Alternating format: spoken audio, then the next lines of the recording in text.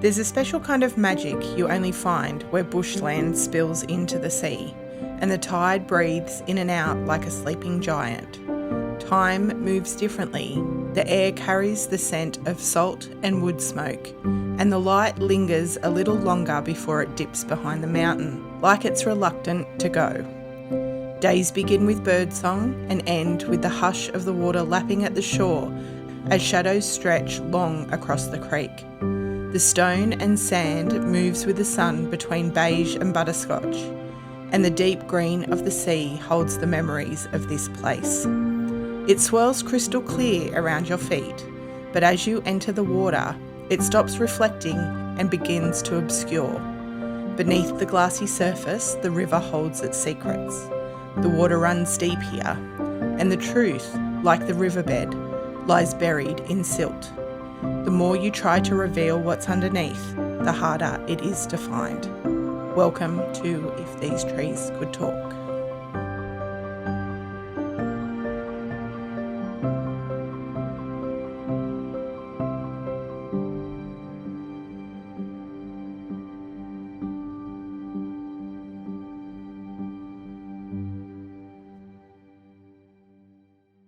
Today's episode is talking all about Dark and Young Land, and I was blown away to learn that from the northernmost point of Dark and Young Land all the way down to the southernmost point of Dark and Young Land is actually the place that holds the most cultural sites per square kilometre more than anywhere else in the world.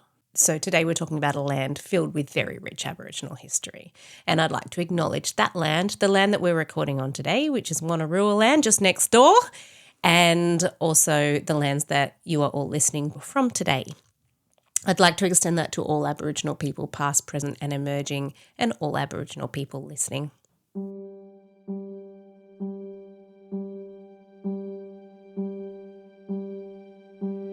Every time you go, you discover something new. If I was a fairy, that's where I'd live.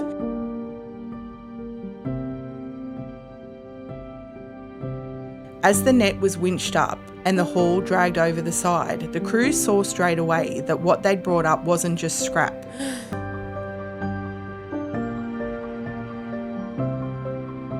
The case that had haunted the Hawkesbury for nearly a quarter of a century had a face, a name and a story.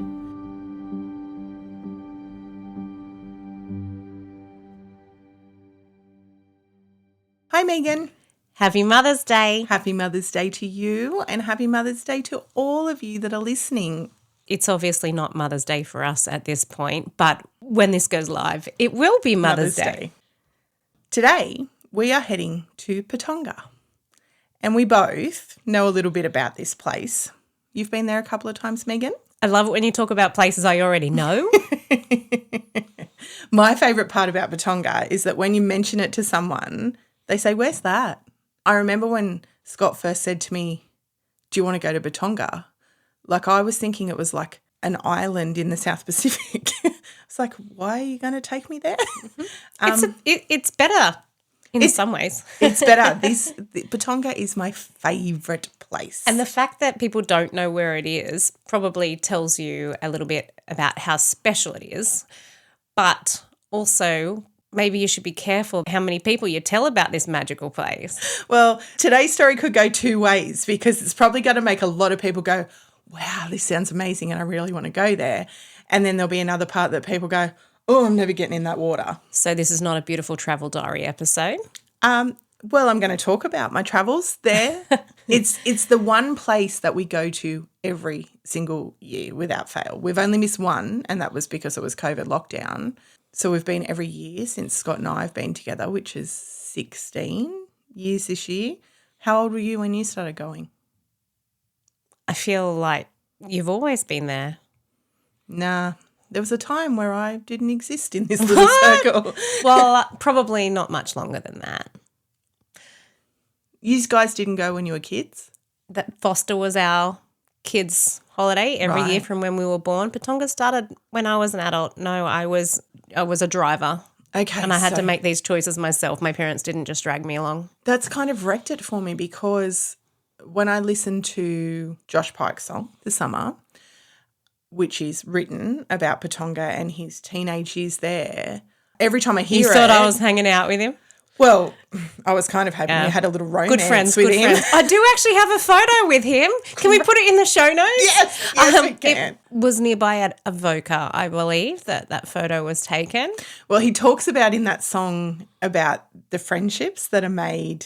Oh, it was me, Shannon. That's in my head. His little relationship with the girl who he wants to bottle up the sea breeze and take it over to her house and pour it loose through a garden.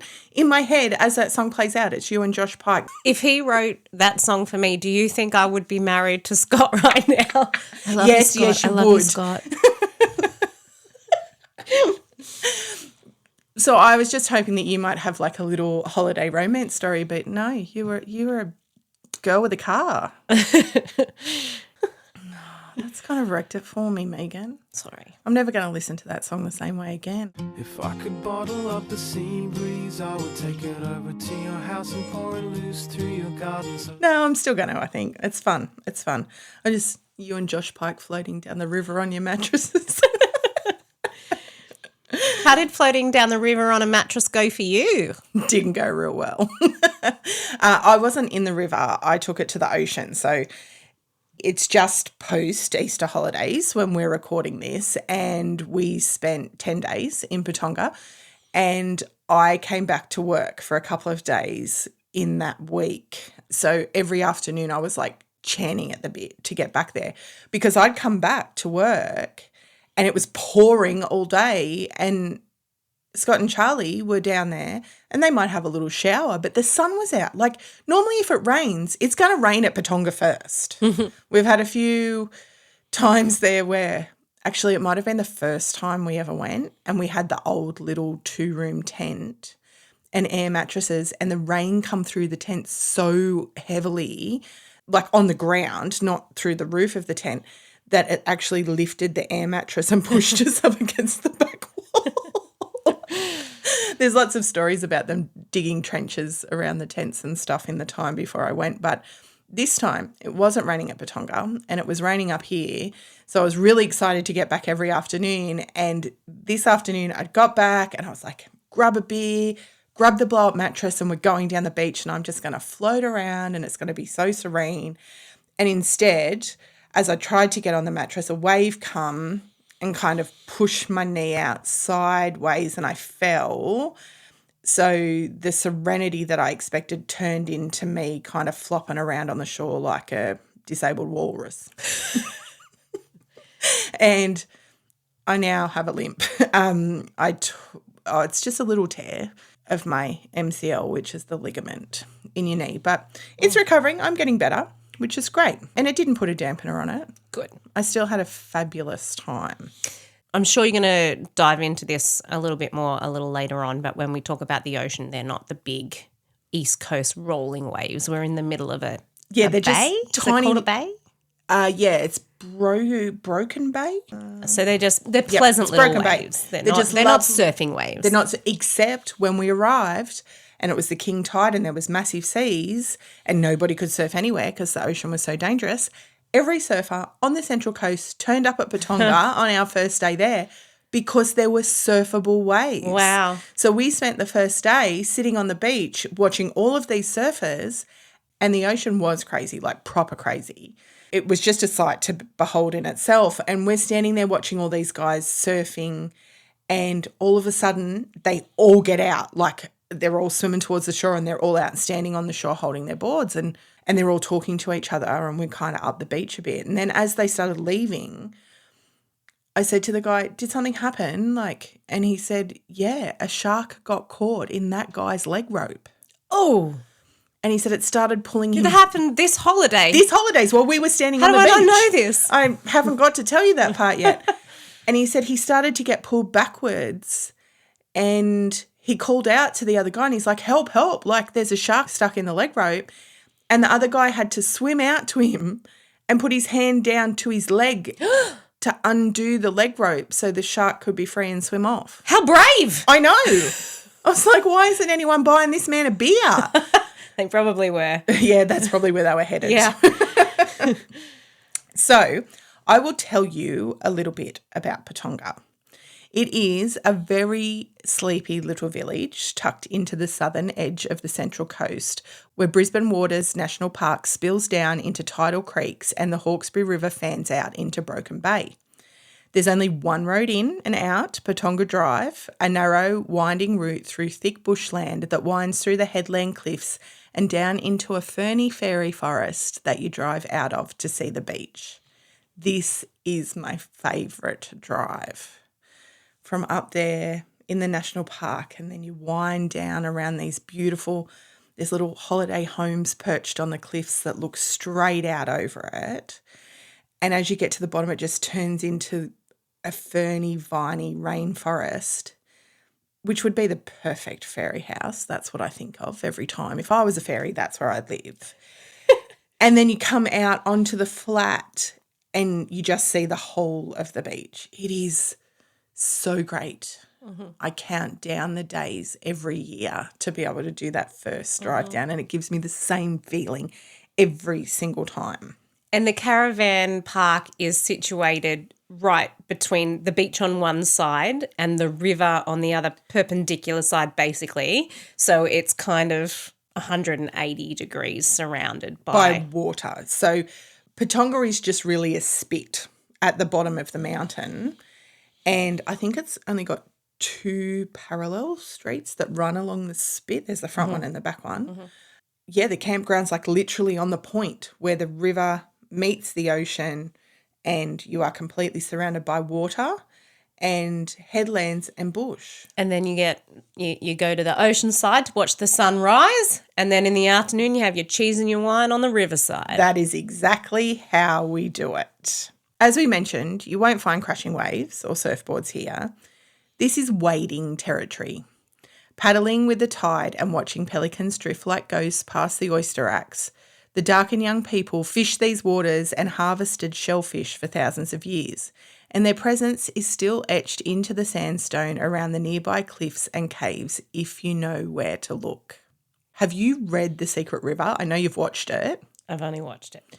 The Secret River, we've mentioned it a couple of times, is a book and a television series, or is it a movie? I think it's a short series, like 3 episodes maybe. That's based on the settlement of the Hawkesbury River. It's great. Should go and watch it. We'll link it in the show notes. But the very last scene of the book, after there's all of this conflict and the white people did all of these terrible things to the Aboriginal people, and the Aboriginal people fought back to try and protect their lands, there's one guy who was particularly horrible, and he survives and goes off and ends up building a big homestead, and he thinks he's won. He thinks, because they killed a lot of Indigenous people, and so he's kind of got this pride and he thinks he's won, and he's built this big homestead and he's got a new farm, and he walks out on his back veranda and looks up at the cliffs behind his property, and as he looks up, there's an Aboriginal man just standing on a rock ledge with a spear. It's such a powerful thing in the book and a great way to end it. But as you sit at the campground, there's a rock ledge up high, and it reminds me of this scene, and I just so often think about just looking up there and seeing a man standing holding a spear and think how often that probably actually happened. It would have been such a great vantage point for the Indigenous communities to be able to come out and look down and see what was happening around the river and make assessments about when was good fishing times and that kind of stuff. So every time I sit there and look up at that rock ledge, I think, is today the day that I'm going to see it? And I'm never going to see it, but I wish that I had the opportunity to. It's pretty special. These days, Patonga is a mix of fishing village and hidden escape hatch. It's never really been a flashy town apart from a few spectacular holiday homes. Oh, that's mine. I hope one day it's mine. But that is the appeal of it. People from Sydney go to Patonga a lot to unplug and slow down and slip into a rhythm that moves with the tide rather than the clock. There are just a few streets, a creek, a beach, and bushland curling around the edges. But for visitors willing to lean into this stillness, there is plenty to enjoy. Visitors regularly come for a long lunch at the Boathouse, a white weatherboard pub perched right on the sand. It's known for its fresh seafood and laid-back outdoor vibe. complete with striped umbrellas, fairy lights, and a front row view of the water. A short stroll away is the Patonga Wharf, where the ferry from Palm Beach pulls in a few times a day. It's only about an hour's trip across from Palm Beach, which is better known as Summer Bay, where the Australian classic drama Home and Away is filmed. The ferry takes you past Lion Island and the mouth of the Hawkesbury. The wharf end of the beach is shaded by tall Norfolk pines where whistling kites nest, and their call is religiously built into all of my Patonga memories. If you walk a little further past the old fishing cottages, you will find the start of the Patonga to Pearl Beach walking track, a bush trail that winds up over the ridge through the scribbly gum forest to Waratah Lookout. That lookout is a highlight. It's only a short but steep hike, but from the top you get one of the best views of the region, a sweeping cinematic panorama over Broken Bay out to Barrenjoey Headland and the lighthouse and back along the Hawkesbury River towards Dangar Island and Brooklyn. It's the kind of spot that makes you feel like you're standing on the edge of something ancient. And it's not hard to imagine from up there how easy it would be for something or someone to vanish into this rugged country without a trace. And this is where it turns dark. Not quite. For visitors, there's also fishing off the wharf or beach, kayaking in the creek, or exploring the estuary by boat. Bird watchers will find the white-faced herons, sea eagles, and little pied cormorants cruising the skies and fishing the waters. As we mentioned, there's a public campground on the point between the beach and the creek, and it does book out early. So if you do want to visit, don't leave it to the last minute. There's also a smattering of holiday houses available for rent year-round. And even though when the place is full, it never really feels crowded, except maybe around our campfire. Because we do, when we stay at Patonga, go with a lot of family, which is lovely, and I love that about it. And we've kind of made friends with all of the people in the street and stuff. So it's nice that we have to squish in and make spots around our campfire. And Scotty gets to experiment with his campfire food, which is everyone's favourite part of the day. It absolutely is everyone's favourite part. Should we give the backyard cook a plug? Find him on Insta. Yeah, if you like camp cooking, you should probably follow Scotty because he does do a lot of campfire cooking. It's like his passion and his creative outlet, and he cooks real good. Is very good. And he's very flexible, whether it's just cooking for your family of 3 on a regular night to often, more than 20 people at this campfire. At this campfire we were cooking for, I think some nights we had 18 people. It was a bit of a special year this year, because for the first time our grandson Parker joined us. And it was so lovely. He's only 4 months old, so this was his first real camping experience. And he just swagged it with his mum, slept through the night, didn't wake up. He was the happiest camping baby I have ever seen. I always found my kids slept better at camping. It was like that they felt more comfortable with the noise that was around them than in our quiet house. I think so, and I think they're just so exhausted because you are doing stuff all day. And, I mean, Parker's not out swimming yet at 4 months old, but even just we did so many walks in the pram, and I got him out and we watched the pelicans. He was so interested in the pelicans. We just spent so much time looking at birdies and looking at the river, and it was really, really lovely. Patonga has a lot of special memories for me, and this was a new one that I got to add this year. I think that's why I love it, because there's so much stuff that has happened. Every year I love catching up with Nads, and I think 2 hours on Patonga Beach and we could solve any problem. Like world issues we could solve. We have big, deep conversations, and I love having that time for her.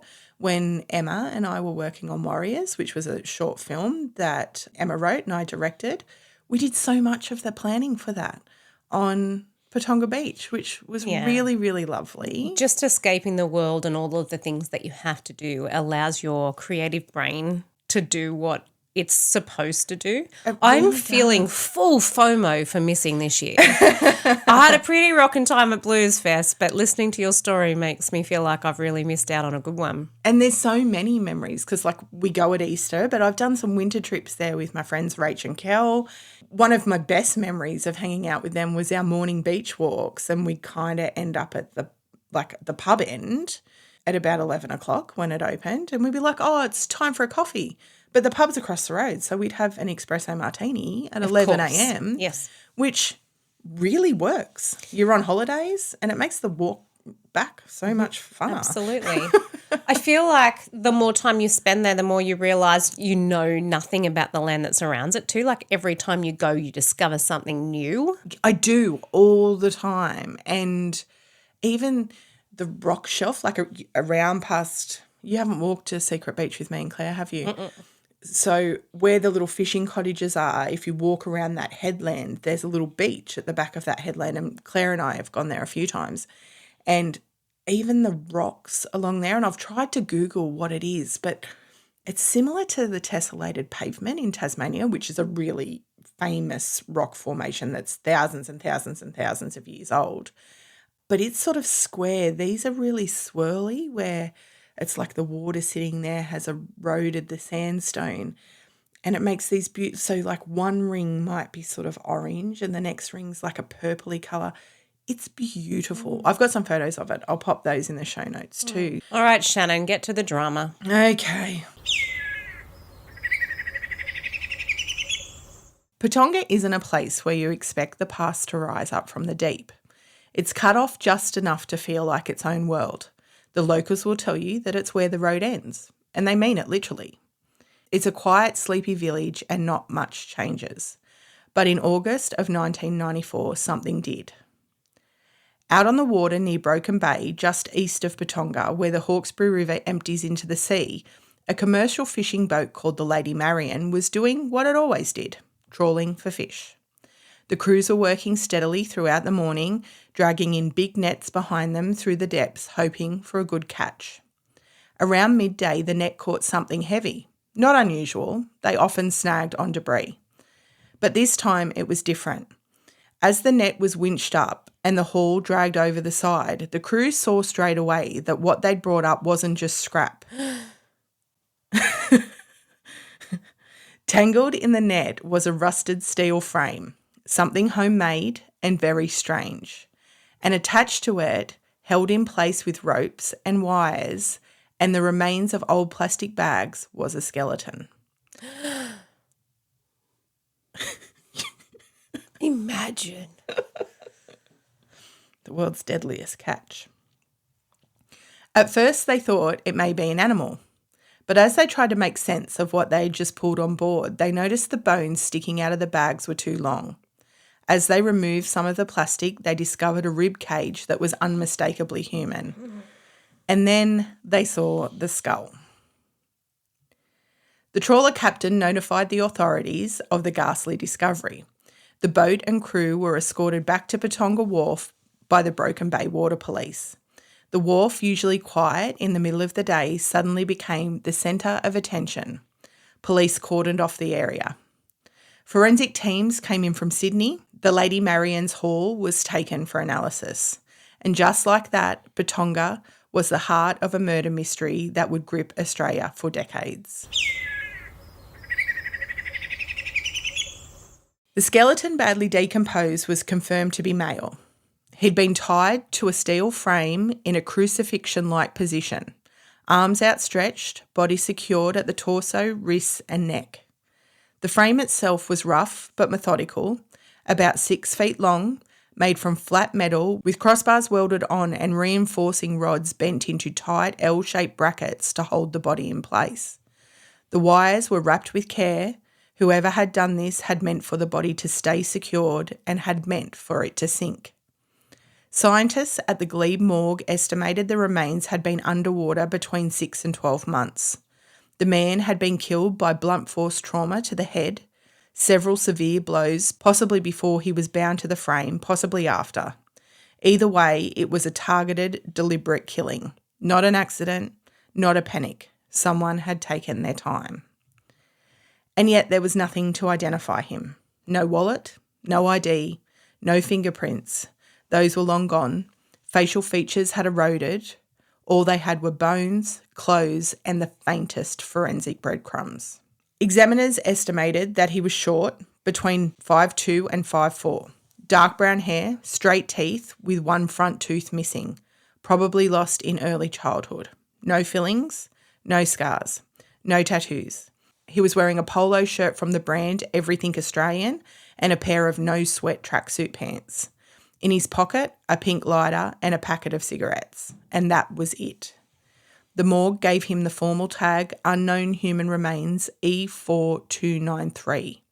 But the public and the papers gave him a more memorable name, Rackman. The mystery of Rackman spread quickly. Newspapers picked it up within days. TV crews showed up on the foreshore. A reconstruction of the man's face based on his skull was circulated in the press. First a clay model, then digital composites. It was eerie to look at, not lifelike, not really, but human enough to make people wonder, could I know him? Have I seen that face before? Megan's Googling it. Yeah. It's an unsettling picture. Yeah. I'll put it in the show notes. For those of you wondering, if you go back to the social media reel of my face when you told me about the cannibal on the boat, that's pretty much what was just happening in the room right now. How can they tell if somebody has tattoos and what colour their hair is after so long? I don't know, and I'm assuming because the body was a skeleton. So I'm wondering if the way that this was recorded in the newspaper article saying no tattoos and that kind of stuff was because they had none to identify him by. Okay.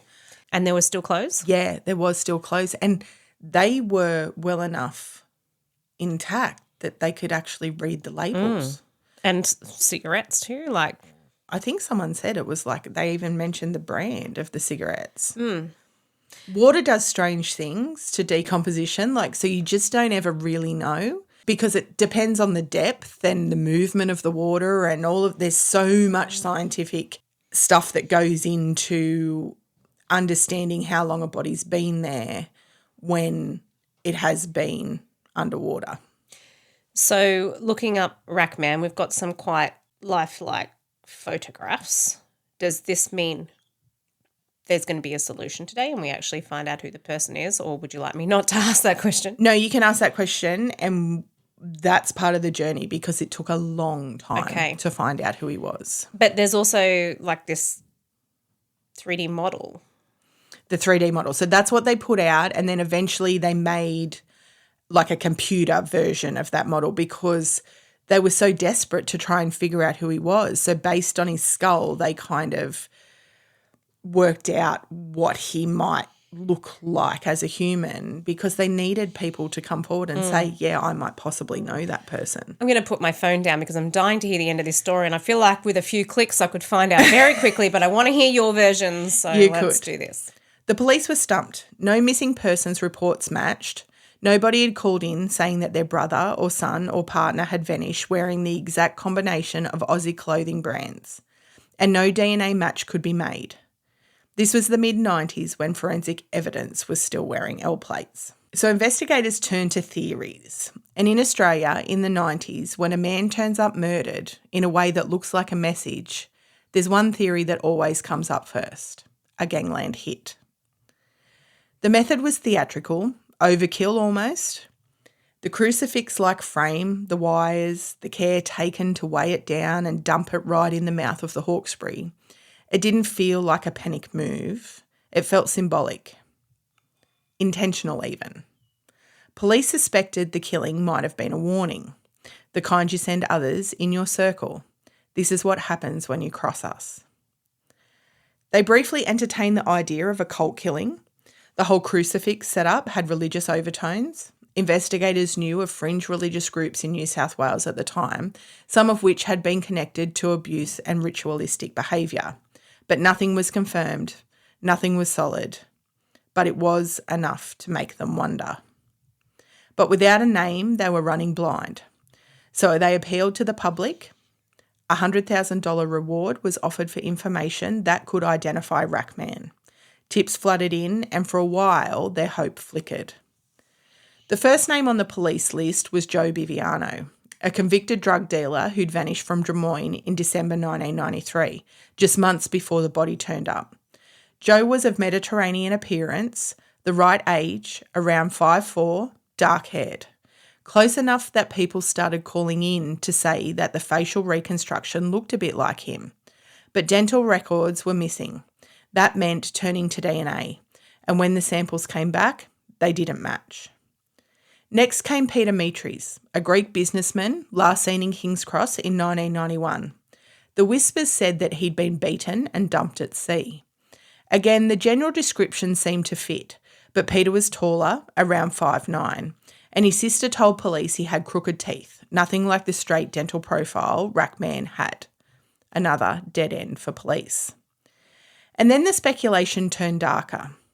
Some thought Rackman might be Christopher Dale Flannery, the infamous hitman known as Mr. Rent-A-Kill. Flannery had been a bodyguard, an enforcer, tied to major figures in Sydney's underworld. He disappeared in 1985 after receiving a call from crime boss George Freeman. The story goes that Flannery's car wouldn't start, so Freeman told him to grab a cab. He left home and he was never seen again. For a while, the Rackman theory gained traction. The gangland killing idea fit. The time frame was less of a match. Flannery disappeared nearly a decade before Rackman was found, but decomposition in water can be misleading. Still, when dental records were finally compared, the results were conclusive. Rackman wasn't Flannery. There was also Stephen Bryant, who'd meant to spend Christmas with friends near Grafton but vanished before arriving. Rumours suggested drug connections, but again, Stephen was no match. And then there was Max Tenchevsky. Max was known as a gambler. He lived in Newtown. He left home in January 1993 with $1,800 cash, likely heading towards the Gold Coast. That wasn't unusual for Max. He would often disappear on gambling binges, chasing big wins, but he always came home. This time, however, he didn't. His partner reported him missing, but with no signs of foul play and no immediate forensic evidence, his case went cold fast. He was just one more man who vanished into the vastness of Australia. In those early days, Max's name was mentioned as a possibility, but there was no way to be sure. The technology wasn't there, and without a match, his case drifted into the background until 2018. That's when everything changed. By then, DNA analysis had improved in leaps and bounds.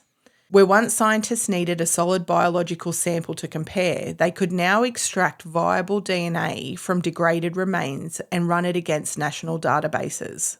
One of those tests were run on Rackman. And finally, after 24 years of waiting in the Glebe morgue, unknown human remains E48293 got a name. It was Max Tenchevsky.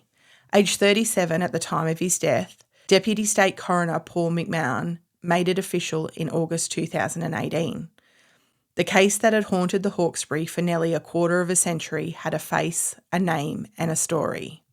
But it didn't completely solve the mystery. Because even with the identity confirmed, police still had no idea who killed him, why he was bound to that crucifix, or how he ended up at the bottom of the river. There's no evidence that Max was involved in organised crime. He had debts, sure. He was a gambler, but nothing in his past screamed danger.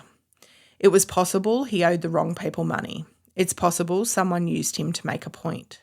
But these are just theories. There's no proof, no charges, and no witnesses. What we know is that Max left Newtown in January of 1993 and he was never seen alive again. He was found 18 months later, tangled in a fishing net off the edge of Patonga, strapped to a steel crucifix designed just for him. The frame was so heavy it would have taken at least 2 people to lift it. That suggests help. It also suggests planning. But after all these years, no one has ever been arrested. No one's ever come forward. Whoever put Max on that frame knew what they were doing, and they sank their secret along with his body. should see Megan now. She's a little bit white and just completely deadpanning me. The whole time I was like, okay, and then, and you're done. That's it. That's all we know. What I wanted to ask you was, are you coming swimming with me at Patonga next year? I was researching this while I was there, and I'm not a great lover of seaweed touching my feet at any point in time, but while we were in the water and we'd had big seas, so there was a lot of, sticks and logs and stuff floating around. But quite a few times things touched my foot while I was swimming, and I was like, ah! Oh, my God. I was so much more nervy this year than what I have been other years. And I'm always scared of octopuses. Like, octopuses are my greatest fear. Ugh, it makes my skin crawl even thinking about it. I'm a bit jumpy when stuff touches my foot, but a little extra jumpy this time. oh, yeah. Yeah. And you didn't take your newfound snorkeling skills Nope. searching for anything specific? No, that's not what was going to happen there. I think that's part of the sea. Like, I love swimming in the sea, and I particularly love Patonga because when you're in the beach, like, you can't see the campground. You are in the water, and when you look back towards land, all you see is bush. Mm-hmm. And I don't know if I've ever found anywhere else where you can be in the ocean and just feel like you are completely surrounded by bush. I don't think there's anywhere else that I've ever felt like that. And we talk about how busy it is on that Easter long weekend, but it's nothing like Bondi in summer. You still have your own space and you still feel very solitary. Even when the campground's packed, and the campground is packed at Easter time, and I'm assuming it's probably like that at Christmas as well, you might have the whole beach to yourself sometimes. Like, if I go for walks in the morning, often there's no one else.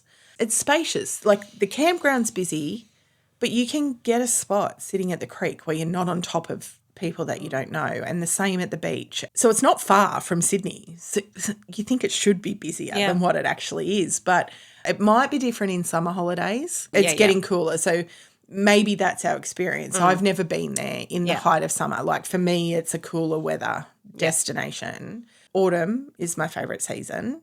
My favourite thing to do, and I've got your mum onto this, is ordering my coffee, and then somebody has to hold it while I dive in because I'm a yeeter. Like, I can't just slowly get into cold water. I've just got to dive in. And then I come back and I get my coffee and I hold that person's coffee because now everybody's onto my thing. And we take our hot coffee out into the cold water and it's just like a bit of a, I don't know, sensory. That sounds so lovely, all while crucifix bodies are below your feet.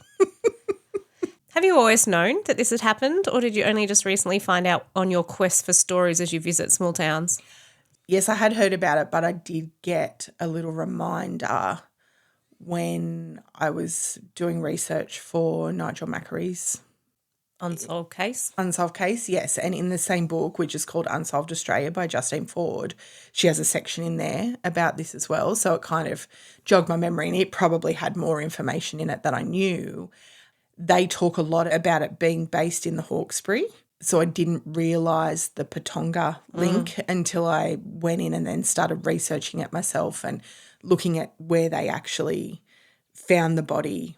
So if you're standing on Patonga Beach and you look out towards Barrenjoey and you know that headland that leads around and up into the Hawkesbury, there's a little beach just there on that headland, and it was found just off there. So it was literally in Broken Bay, right at the mouth of the Hawkesbury. So I was like, oh, that's not a Hawkesbury story, that's a Patonga story. And given our connection to it, I thought, yeah, we're going to pop that one in.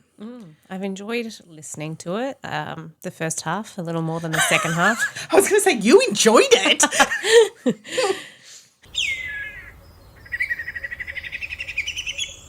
I just find it such a special place where I can be really, really present because there's no shops, there's nothing taking your attention away. Except for the Easter Saturday community fair. I went this year. I normally don't go.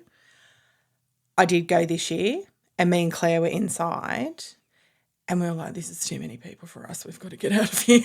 So I think we lasted all of about 8 minutes, but while I was there, I met a man who was selling books. He was the author, and it was about unusual history. So I went and bought his book. Of course. And he signed it for me, which was really nice. And we talked about the podcast and he said he'd have a listen. And I said, well, I'll go through the book and if there's any great stories in here, you can come on as a guest. So it was worth going to Patonga Fair. Excellent. But normally I don't go because I don't do crowds. You spot all the famous people at Patonga Fair. I've seen some famous people there. Yeah. It's true. There's a lot of famous people that have houses. I think Charlie Teo is one, the neurosurgeon. Yeah.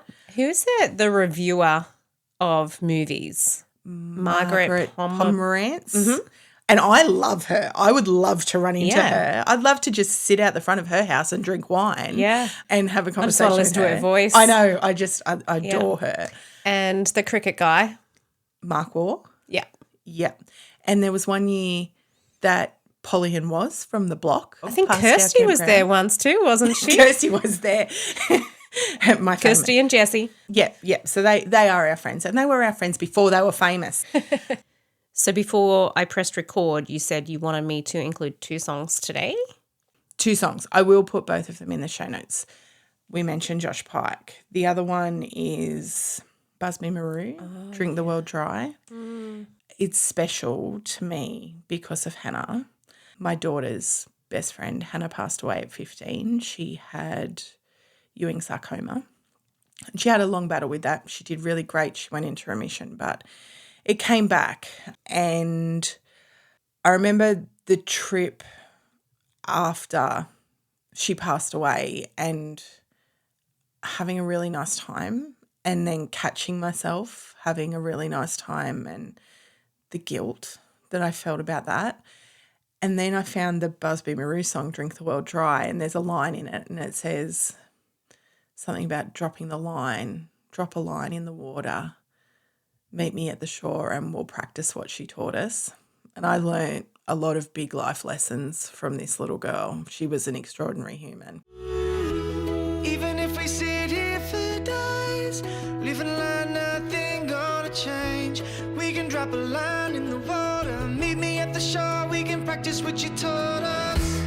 I find it hard to listen to that song without crying, but the context of the song is about being present in the moment and not getting caught up in the unnecessary things and focusing on the people that you love. So I'll pop it in the show notes too.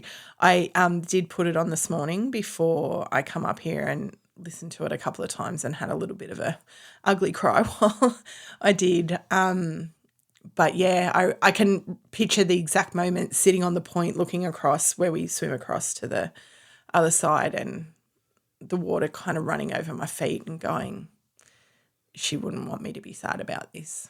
She would want me to be happy and take joy out of the fact that I get to sit here and watch my kids have these experiences when she doesn't get them. She taught us some really important stuff, that girl. As much as I'm crying about it now, the reason that I value these experiences so much and having a place like Patonga where you can go and be completely present, it's because of her. And every year when the photos pop up that we posted from the year before, I love the Facebook memories function for this. My whole kid's childhood is mapped out and can be measured by their trips from Patonga, from when they were real little, and Jack making sandcastles with Craig, and, this year Charlie's sitting in the creek with Craig and Jack's there with him holding his own son. It's special stuff. Patonga's beauty is understated. It doesn't announce itself. It rewards stillness. It invites quiet curiosity. It holds you tight, and as the sun moves across the small spit of land, the water, bush and sandstone shapeshift and morph to provide a slideshow of beauty that holds so many of my special memories.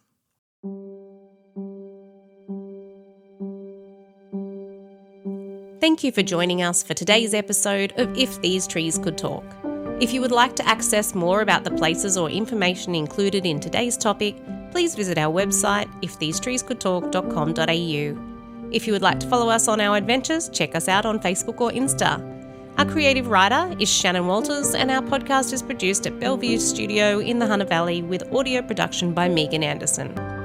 We love to hear your feedback, so please rate and review, and if you would like to hear more, please subscribe. We look forward to you joining us for our next adventure.